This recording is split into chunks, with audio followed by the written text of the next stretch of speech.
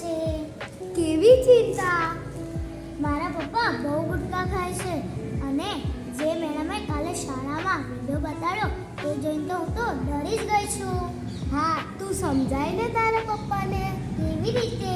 મારા પપ્પાને હું જે કહું એ કરે.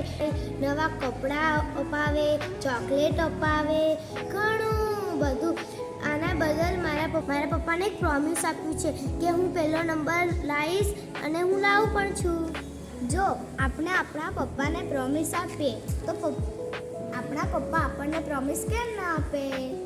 હા, પપ્પા તો દરેક દીકરીને વહાલા અને દીકરી પપ્પાને વહાલી. હું સમજી ગઈ છું. હવે મારે શું કરવું છે? આવી ગઈ બેટા? હા પપ્પા, હું આવી ગઈ.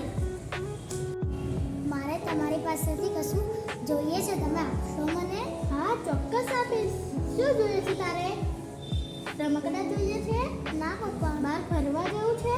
ના. કપડાં જોઈએ છે નવા? ના. તો શું જોઈએ છે તારે? પપ્પા, મને તમે પ્રોમિસ કરો કે આજ પછી તમે ગુટકા નહીં ખાઓ. સારું બેટા, આજથી હું તને પ્રોમિસ કરું છું કે આજથી હું ગુટકા કદી નહીં ખાઉં.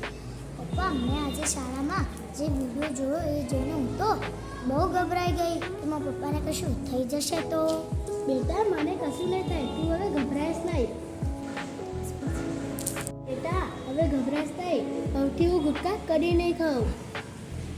બસ ખુશ ને મારો દીકરો? શ્રી સરદાર તલાવડી પ્રાથમિક શાળામાં વિદ્યાર્થી સ્કૂલ ડિઝાસ્ટર રિસ્ક મેનેજમેન્ટ સ્વ બચાવ અને જાગૃતિ કમિટી. સૌ વિદ્યાર્થીઓને જણાવે છે કે વ્યસન જીવન બગાડે છે. વ્યસનથી દૂર રહો.